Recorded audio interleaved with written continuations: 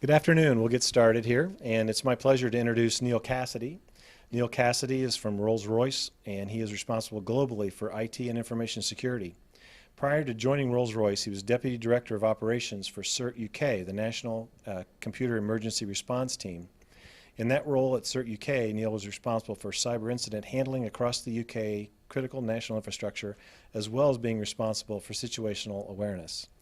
He brings a wealth of experience in his role as Director of IT Security at Rolls-Royce, and he'll speak with us today about cybersecurity and large complex operations. He probably wins the award for the speaker who's traveled the farthest, having come from England to meet with us today. So I appreciate all of you making it through the snow today and joining us. So Neil. Thank you. Well, that's ruined my introduction bit when I was going to talk about myself. But yes, where to start? First thing I do need to point out is we don't make cars. So it sounds silly, but we generally have to start presentations with this.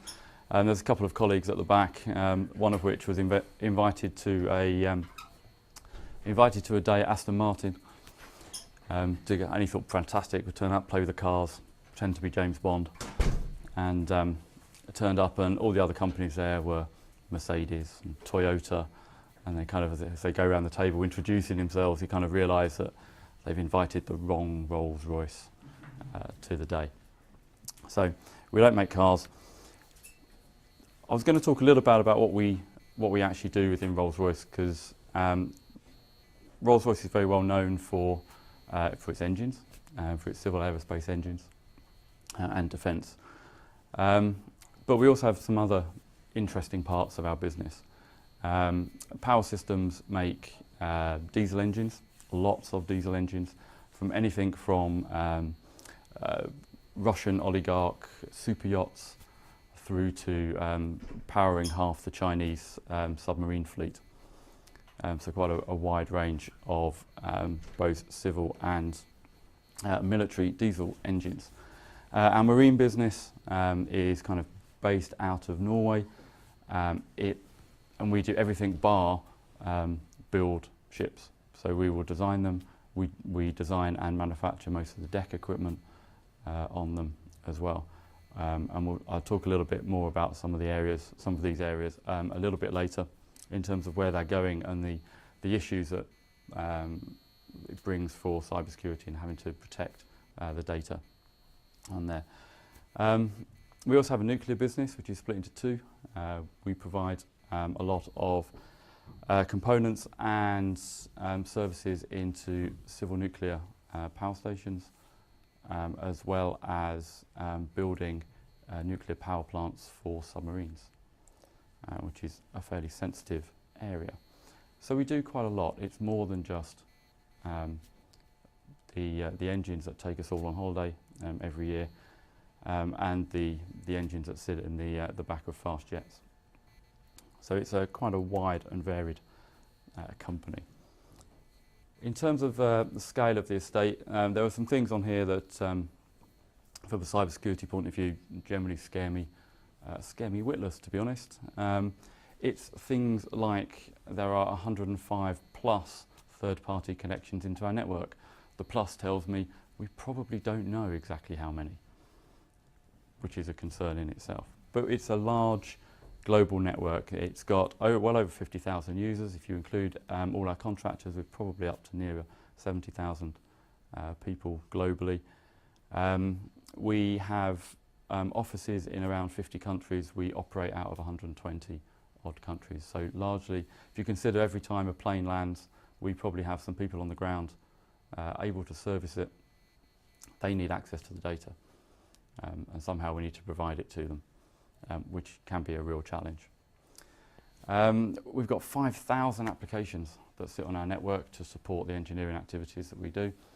The application rationalisation work that's been going on has brought that down from a rather impressive 9,000 to 10,000 just a couple of years ago, down to a modest 5,000, but that's still an awful lot of applications out there.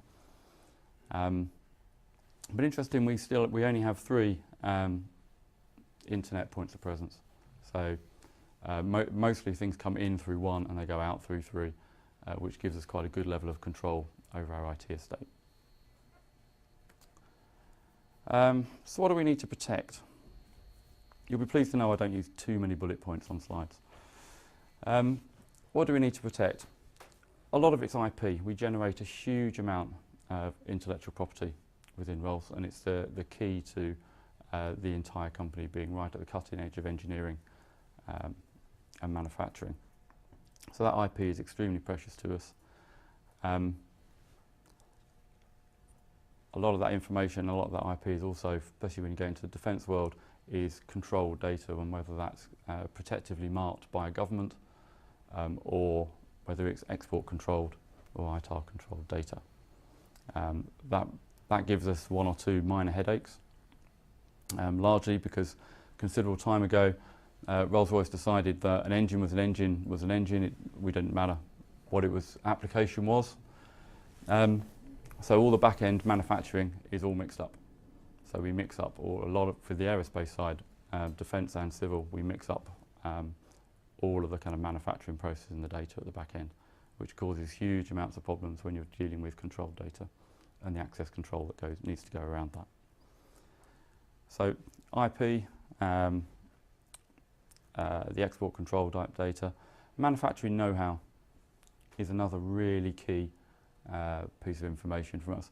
Some of the IP that we generate, quite frankly, we can barely make it, so good luck if somebody steals it and attempts to do it themselves.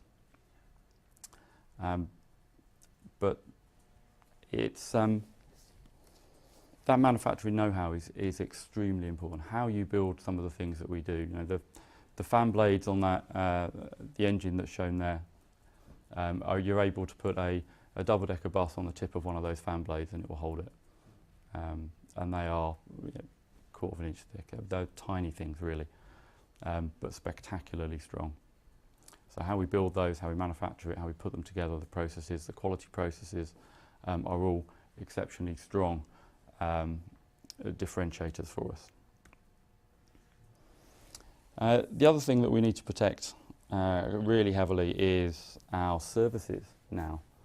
So in recent years we've actually tipped over to be probably about half of the revenues in the company come from services rather than original equipment manufacturing.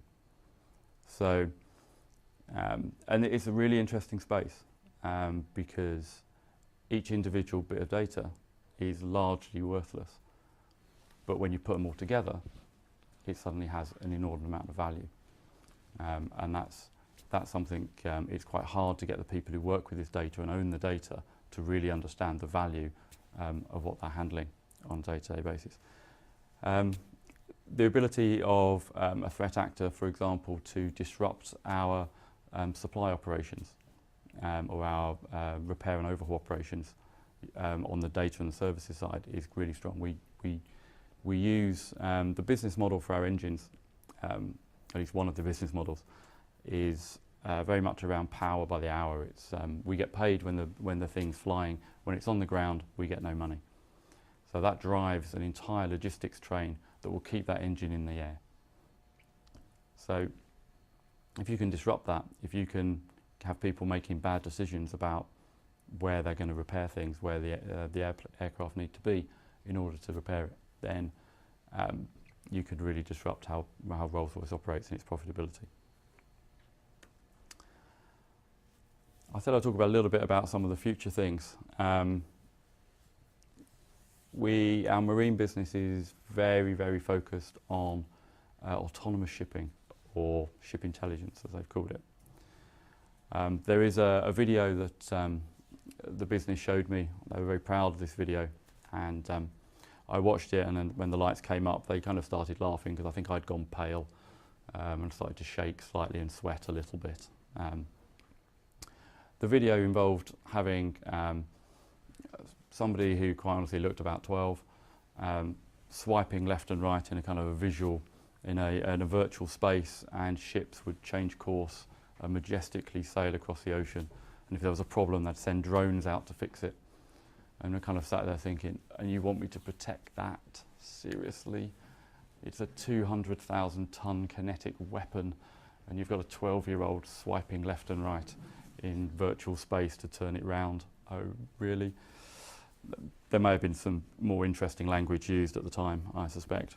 But that connected piece is what's really important in there. So we're starting to look at how do we look at things from an end-to-end perspective, not just the individual components. How could you disrupt, how could a threat actor come in and disrupt that, that entire end-to-end operation from, and all the data links that are going back and forwards. The last one is really around, it's really hard to do a presentation on cybersecurity without mentioning cloud or IoT at some point. Rolls-Royce has been doing Internet of Things since before it had a really trendy title. For years we've been taking information and data off the engines when they land and feeding it back across the internet so we can analyse that data. It's our own kind of IoT. But that's growing massively. The amount of data that we take off engines, telemetry data, whether it's diesel engines or aerospace ones, is growing, growing and growing. To the point of the data itself starts to become interesting because you can reverse engineer the performance characteristics, potentially, of that engine, which is an interesting thing to try and do. But also, we run a lot of services off that kind of IoT thing. It's just becoming huge, and we need to be able to protect that. And typically in that space, it all ends up going into a cloud, and they want to do a big data solution. We lose control, and it's just horrendous. So you'll be aware of all of these kind of things. So I'm going to talk a little bit about the threats to the company and where we see them. So we see lots and lots of things in the news around cyber attacks, etc. One of the things if you talk to senior people within companies, is they see all that stuff, but they never think it happens to them. It always happens to somebody else. And also it just doesn't seem real to them. It's not something that they're used to seeing, and they don't believe it. They're like, it's just newspaper stories. It's just made up. But actually, we see a lot of it. We see a lot of very sophisticated cyber attacks on Rolls-Royce on a very, very regular basis. Yes? Trying to achieve that reality perspective, you hear about the breaches, Yep. but I think it's sometimes hard to visualize the consequences. Anything you've seen that reflects the consequences on companies going out of business or the impact of intellectual property being stolen? I mean, have you seen things on that at all that you can share? I have. I'm just trying to work out how to share it. So it's extremely difficult. The consequences of losing data and IP is extraordinarily difficult to cost, because ultimately it comes down to a cost to the business, whether it's a cost now or a future cost. So really, really hard. We've had to do it a couple of times where we've played out a scenario and then we've attempted to cost it. It's expensive. We looked at, let's take, one of the scenarios we looked at was some malware getting in. So something like CryptoLocker arriving on one of our core enterprise systems for engineering, which then makes it unusable. How long would it take us to get it back up and running? Go restore from backups. This is going to take, it's going to take a number of days to identify how big the problem is, how it got in, fix it, clean it, restore from a backup, get that working, get all the data back in. It's going to take, as a minimum, it's going to take a number of weeks. The cost of just a couple of weeks of an outage of one of our key systems, we measured in hundreds of millions of pounds worth of lost, of cost, I suspect is probably the best way of putting it, whether that's lost revenue from not being able to ship components or systems out the door, through to fines from customers for not hitting order targets. So if you start putting all of that together, it starts to become really expensive. We also did a longer term one on on full-on IP theft. And that scenario played out over a much longer period of time, and that was measured in billions of pounds sterling. So there were big numbers. When we did that, it did get quite a lot of attention from the senior board members, strangely. And it does focus the attention quite strongly in that space. We've also had experience with third-party companies and supporting some of those when they've had breaches, and trying to understand how that's damaged their company and revenues as well, which is a bit more difficult to get into. But does that kind of... It does a lot, because a lot of what you see if you do a casual search is the Pokemon research, where they have it down per record. But that doesn't tell you the pain that you go through if you have an intellectual property breach. When we were costing those particular scenarios, the cost of the breach in terms of the cleanup activities and the remediation activities within the IT space was discounted because it was so pitifully small. Because I only really wanted to deal in large clumps of sort of 50 million plus.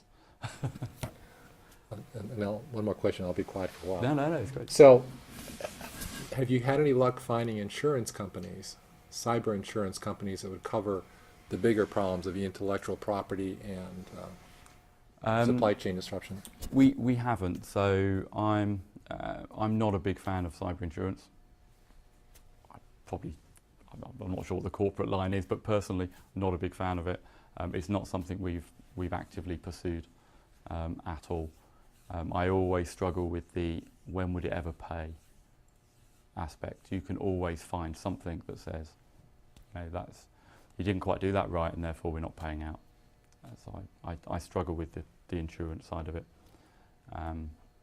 What we do is essentially we self-insure by investing, and we'd rather invest that money in protecting our IP and our assets than paying for insurance. I think it also has a tendency to potentially drive the wrong behaviour as well. So instead of actually protecting the IP, you just go, I've got insurance, I'm fine, I won't bother. And that doesn't work for us. So back to some of our threat actors. One of the ones on here, the picture in the bottom left-hand corner, is one of the things that does keep us awake at night. Not that person specifically, but the insider threat aspect is huge for us.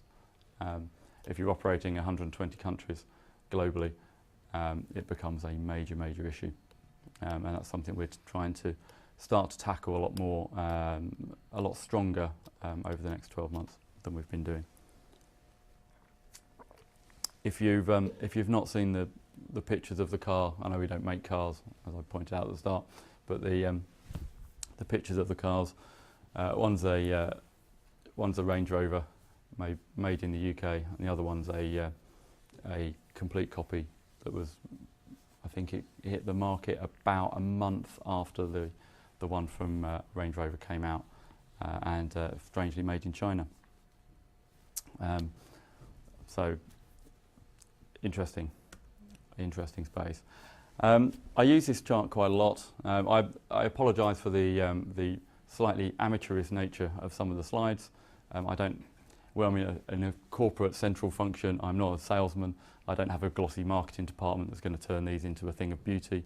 Unfortunately, these are things that I probably drew. I use this slide quite a lot to just to help people understand that the threat isn't the same everywhere you go, and our different businesses have very different threat profiles. Our primary and our biggest threat is, we term it nation state, but to be honest, it's a well-funded, sophisticated actor intent on economic espionage and IP theft. They're the ones that really we're worried about. You might wonder why the arrow is pointing sideways, which means it's not increasing. We think it's actually at a fairly straight level at the moment. It's because we have observed a levelling off or even a slight reduction in attempted attacks since the UK, China and the the US-China Economic Espionage Pact of just over a year ago. So it was an emotional journey just to move the arrows from pointing upwards to sideways, but we got there in the end. Nation state, the advanced persistent threat, which is a terrible title but is used a lot. They are persistent. They're definitely persistent, definitely playing the long game. We see them trying to probe, trying to test all the different parts of our business so they can get in somewhere and then move laterally to where they actually want to get to, and the particular bit of IP that threat actor group's after. We've seen an awful lot more in the last 12 to 18 months, if not maybe 2 years, of attacks against our supply chain. And some of those attacks are very, very sophisticated, where we've seen them sit on our supply chain, looking at pattern of life, looking how we interact with that supplier company, and then they'll mimic that and spoof it and send things across with a bit of extra special sauce in the back. So some fairly sophisticated attacks. It's been an interesting ride.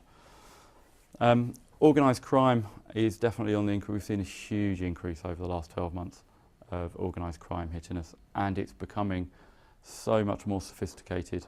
It used to be relatively straightforward. You could either block it, you knew what it was, you can stop it running on endpoint, all works really well. We will see a campaign where we'll have hundreds, if not thousands, of emails coming in, and all the malware is different, ever so slightly different on every single email that comes in. So it's impossible for any of the traditional kind of indicator-based defences to be effective in that space. Hacktivist community, the people after that single issue, not a massive concern for us. They don't tend to have very sophisticated capabilities. It's more of a concern around defence and nuclear, which are the ones where people tend to have a more ethical problem with those markets. Terrorism is an interesting space. We are kind of watching it very closely because the capability of some of the terrorist groups, although not fantastic at the moment, is improving. And we're just kind of watching where it goes and seeing how that plays out at the moment. But at the moment, we're not too worried. And as I kind of pointed out before, the insider threat's huge and increasing. And we're finding that the insider threat from a specific malicious actor manifests itself in a number of ways, which could be anything from people buying the real estate next door and then going really traditional, old school, as I would call it, and actually just trying to subvert people to do their job for them. Yes, sir? What's the colors represent? If it's red, it's high. If it's green, it's kind of a low threat. And then the position of the arrow is whether we think it's increasing or it's... Could you talk a little bit more about the supply chain, why it's not increasing or like, I guess an issue? In this, it's a good question. We don't have a great sight of our supply chain, like most people don't. You have a contractual relationship with them, so we see an amount of stuff which kind of correlates to what we see, but we don't see everything. So it's really hard. This is just our assessment. So it's very difficult to have a sort of omnipresent view as to exactly what's happening. We get bits and pieces. We don't think it's getting worse, but it probably peaked. So it probably changed about 2 years ago, if that makes sense. Yeah. Yes, sir. As you deal with your partners, let's pick on the supply chain. How much are you able to share in terms of different attacks that each other tells you? You know, is everyone being full and open disclosure on what's happened to us, and maybe if we can help you? And good question. I'd love to say yes. It's really difficult because nobody wants to report this stuff. Nobody wants to be said, put their hand up and go, yeah, we're in trouble. So we don't get it. It's definitely what we're trying to do a lot more of. We know we need to do it. We are, over the last 12 months, we've started a program of work to start looking at the security posture of our supply chain. So, but it's a big piece of work. We've got 15,000 companies in Rolls-Royce's supply chain globally. We figured that was probably a too large a number to hit, like straight out the box. So we thought, well, here's a good trick. We'll find out which ones have got the real high-end IP or the protective marked material, the export control, the stuff we really care about. I was hoping for a number around the 50 to 100 companies mark. 1,700 companies came back who have some very, very sensitive IP for us. So we're trying to work out how we actually deal with that, but we're starting that process. And it's one of the things, sat at the back, one of the guys from the Rolls-Royce team, now looking slightly embarrassed, so you can tell which one it is. He's our head of our global security operations. So it's on his list of things as to how we actually share what we see with our ecosystem of both partners, suppliers, and indeed customers. And we're trying to look at ways we can do that in an automated way, in an effective way.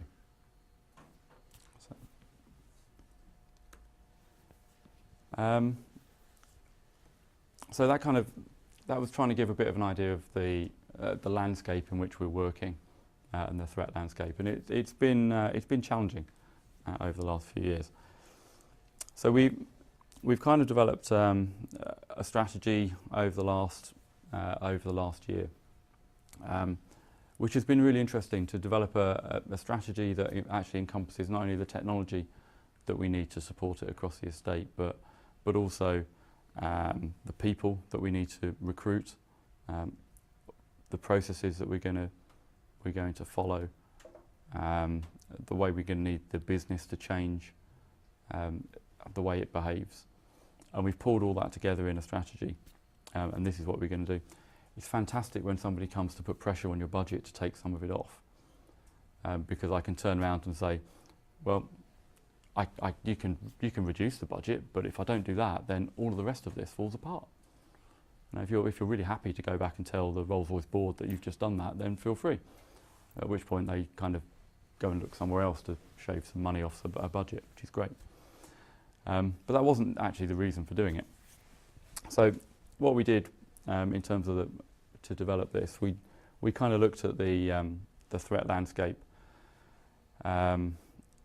We've been through the threat actors. We know who they are. The attack sophistication is increasing. We know that. We can see it. We observe it. We feel it on some days. Our attack surface is getting much, much bigger. So there's a huge drive to reduce cost within business. The IT cost is huge. Certainly within Rolls-Royce, it is a very, very large number. So there's a drive to use more cloud-based services. That introduces just almost an exponential increase in your attack surface. The more we link with other companies, the more we use collaborative tools to increase productivity, the more our attack surface increases, and the more sleepless nights I get to have. So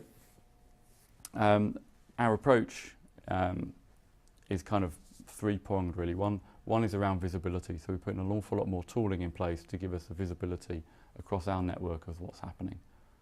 And that's really key, because without that we're completely blind as to what's going on. Enforcement, there's a lot of noise on big corporate estates. You know, we put some new technology on in the last couple of months, and we're finding all sorts of things. You know, and generally speaking, they're for legitimate use, although we did find some password crackers on our network. We're struggling with the justification of, I forgot my password, therefore I downloaded a password cracker. Could have just phoned the help desk. It would have been much simpler.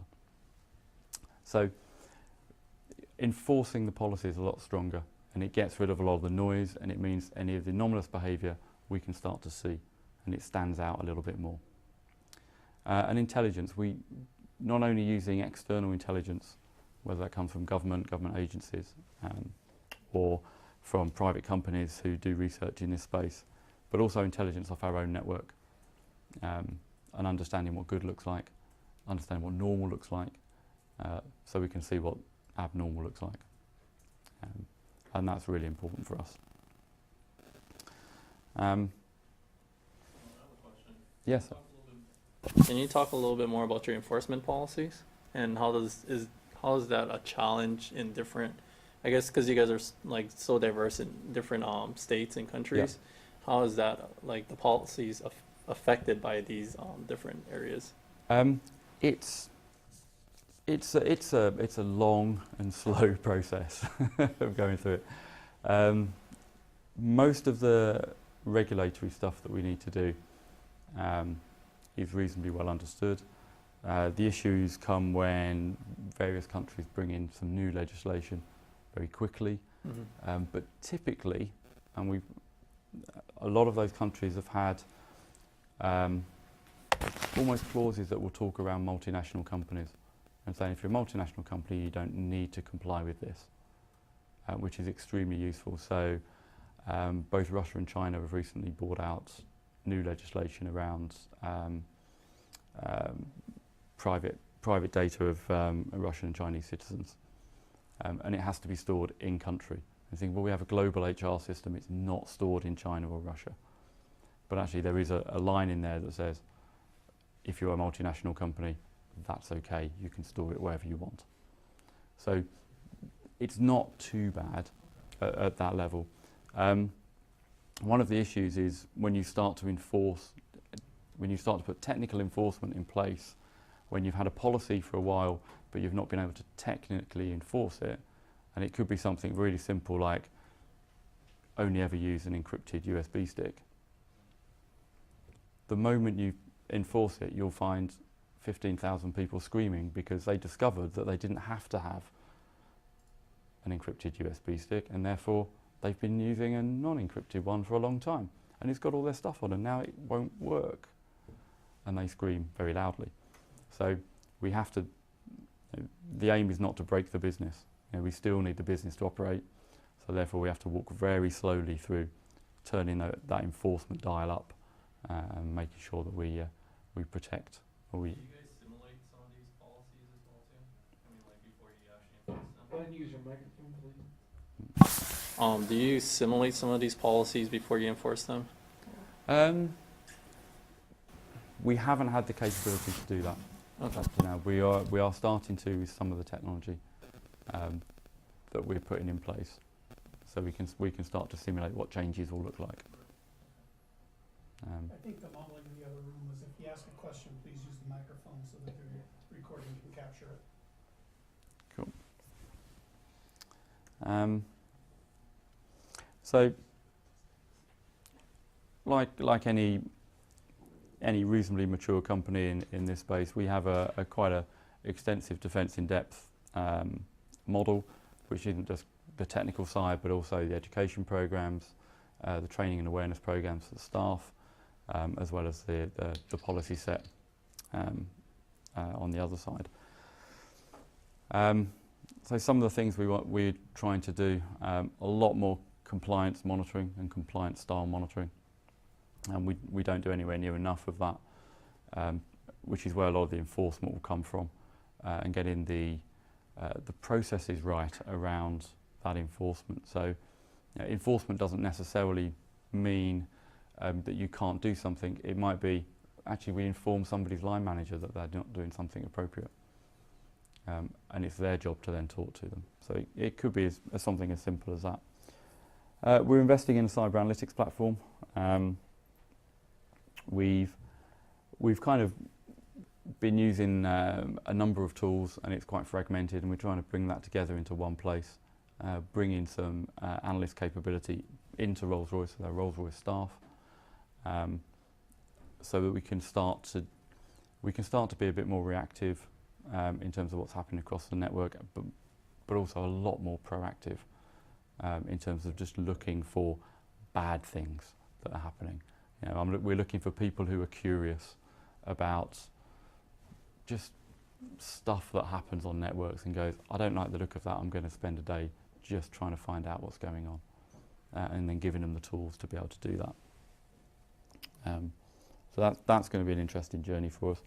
It also being able to do that means we start to be able to support some of the non-traditional IT areas of the business. So we've been asked to secure our Internet of Things, for example. Well, where do you start?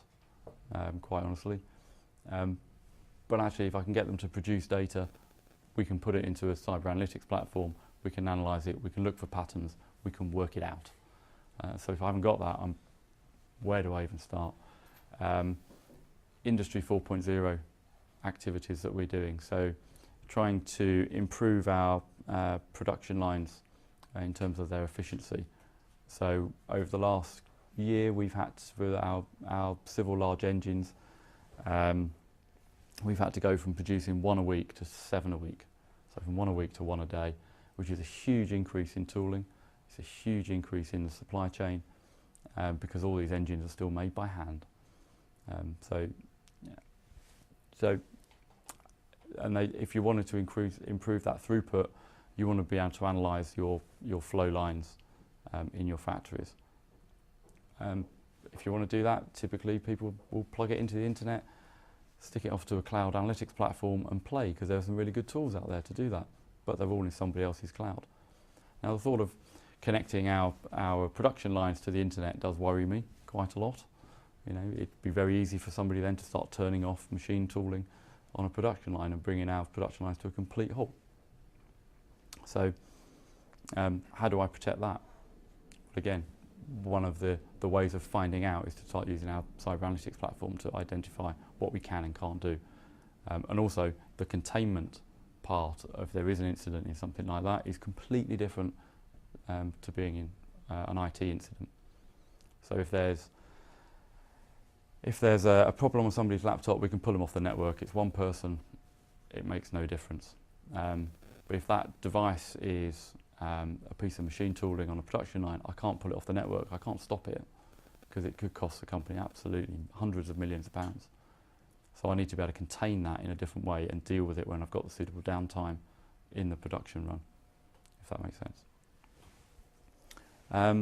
Behavioural analysis is something we're really pushing ahead with this year. We've kind of dabbled a little bit over the last few years with it, but it's a really interesting space. There's some really, really cool tools out there to go play with. We're looking at both the network behaviour and the user behaviour on this. And the user behaviour is extremely interesting. I've sat through a number of briefs from sort of Oxford University when they do lots and lots of work on insider threat and what indicators you can look for to identify when somebody's doing something wrong on the network. And it's great, but you can't do anything with it. You can't do anything with it until they actually do something wrong. Otherwise you're targeting an individual, and the HR function gets very upset with me.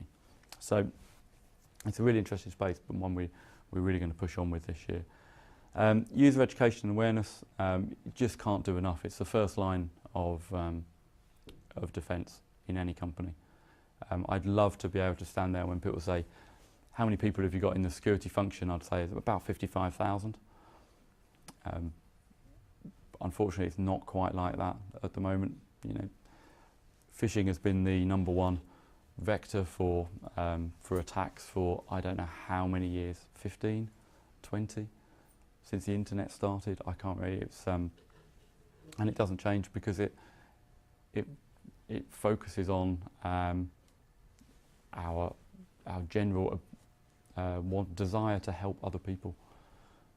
So really easy to spoof and click on a link.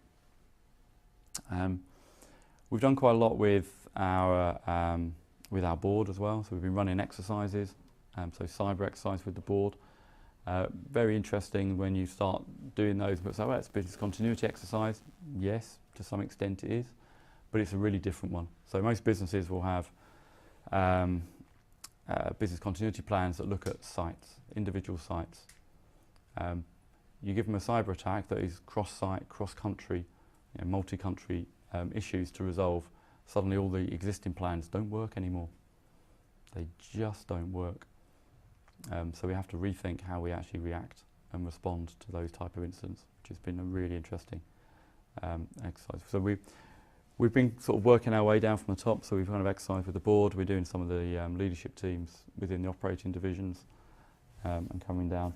And we're going to start to run a lot more communications out with people so they can understand, staff can understand what we do as a security function to protect them and the kind of things that we see.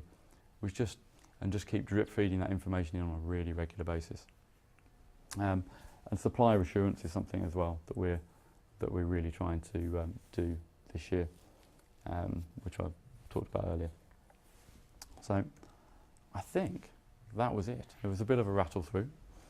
So are there any other kind of questions anybody's got? Yes, sir. Yeah, I was wondering if you have done any, say, analysis on during particularly in financial crisis, how it affects the behavior or what happens in one way or the other in the cybercrime and the behavior of the companies and the individuals during the financial crisis, particularly. I don't know if you had any data from 2008. I think we would struggle to go back to 2008 to find some data, it has to be said. You do get changes in behaviour from staff when various events happen. And it can be quite predictable. So when annual reports come out and it's pay time and bonuses, you know that everyone's going to rush to particular sites to look for information. And we get a lot of I guess we observe that a lot of the threat actors use events and press announcements to craft their phishing emails into us.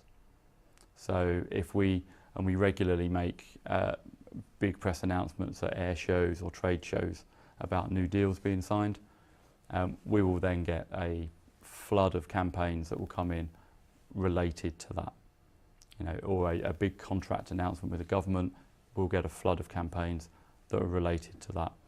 I don't think we're quite at the point of being able to predict that and then warn people that that's likely to happen, unfortunately. So I don't think I've got a particularly good answer to your question, but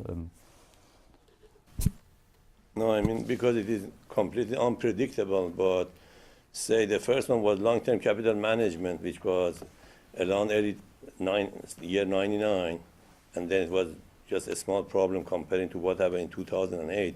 And the next one is probably the magnitude is going to be much, much bigger. And then because of the money situation, because everything is right now mostly virtual, how does it affect the companies and their relationships? And sometimes if they are forced to do something, maybe they don't go with the enforcement. So all companies, when we went through the financial crisis, had to reduce their costs and their cost base somewhere. So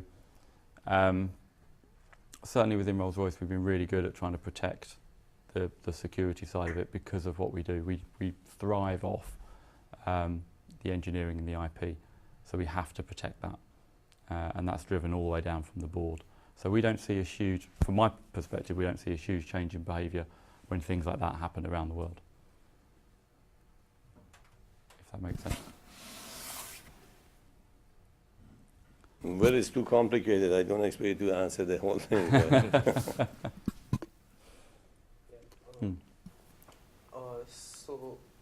You showed a lot of IDSs and like intrusion detection systems and different tools you're using. So can you talk about how accurate they are right now? So like the breaches that occurred and were these systems able to detect them earlier? So like how was the accuracy of them? It's almost an impossible question to answer because we don't know what we don't know. So if it misses something, we'll never know it's missed it. Yeah, but all the known breaches. So like the breach happened, but like it didn't show up on the IDS, or it did show up? It's because of the layered nature of what we've got, we tend to find it at some point.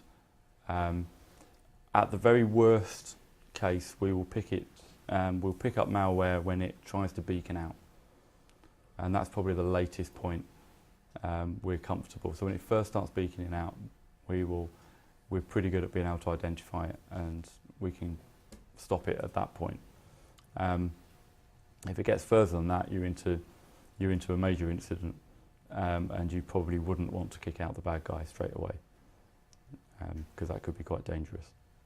But in terms of accuracy of systems, it's pretty good, and you have to balance it across the false positive rate. So you could detect everything, but your operations team will do nothing but triage false positives, and then they get really bored because they're doing too many false positives and they miss one of the important ones. So it's getting that balance right, and we're pretty good at it actually. We don't miss a lot, he says. And we also use like honeypots or something of that sort to like attract attackers to try and attack this. And we don't actually. We've been thinking about it, and it's kind of one of the things we'd quite like to do, but we haven't quite got the time to do it at the moment. To some extent, we are a massive honeypot.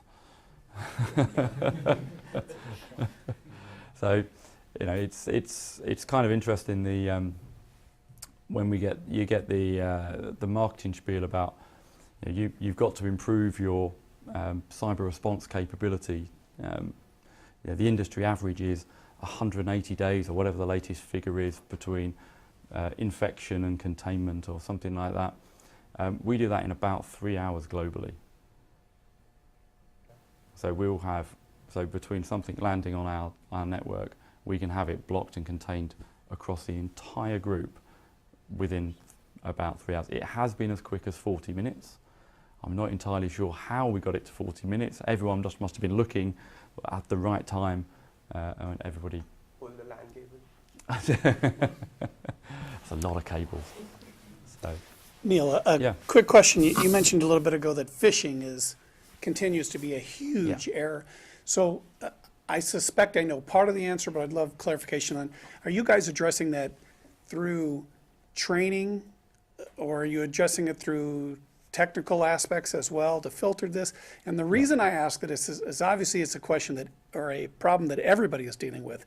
But almost exactly 9.5 years ago from right now was our last Rolls-Royce guest speaker at the seminar, and he gave the very first spell out of an attack that came through phishing, and it was one of the very first detailed cases I heard about it, and since then you obviously hear about it daily. So all of those. So we've got quite a good technical setup that will strip things out. We get around 90 million emails delivered into Rolls-Royce every month. We deliver about 5 to 6 million on to the end user. Wow. It's something of that order of magnitude.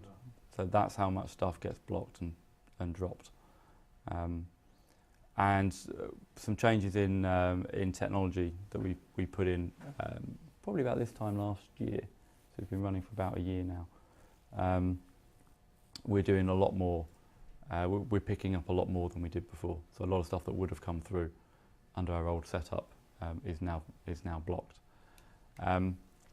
We're doing a lot on user education as well. So when people join, there's a mandated training course that a part of it is not solely on phishing, but part of it is around things to be aware.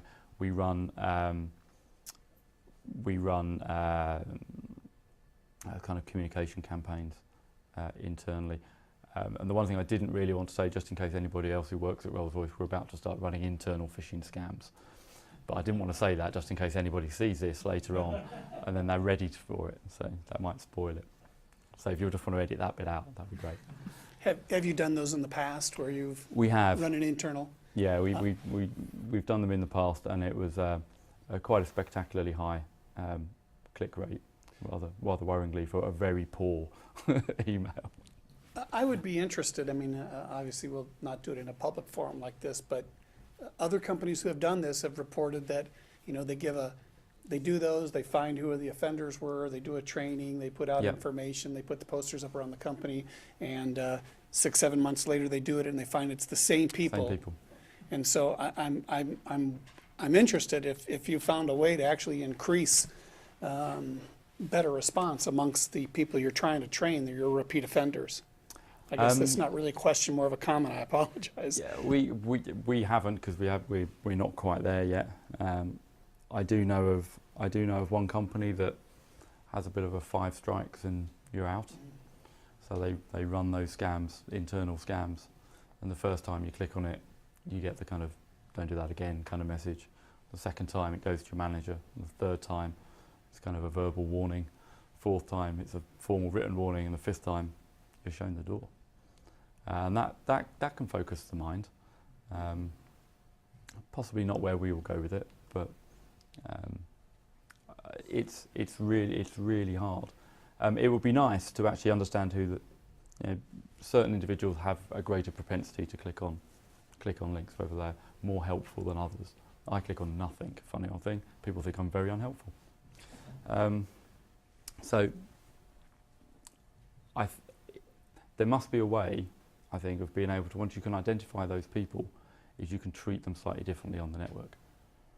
So you may well have them in a more controlled group in terms of what they can browse the internet with. So there are other ways you can encourage people for the right behaviour, which is actually you'd start taking some privilege off them.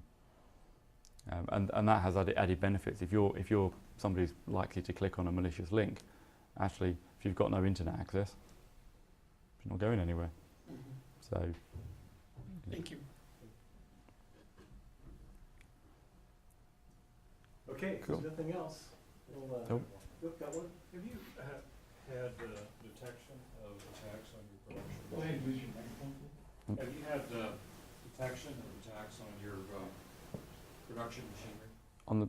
So detection on the production machinery, not targeted attacks. If we have an incident on there, and we had, I do recall one last year where anyone has found an awful lot of malware that's been introduced by people passing data around using USB sticks. But we've not observed anything so far that's specifically targeted. That you know of. That we know of. I choose words very carefully.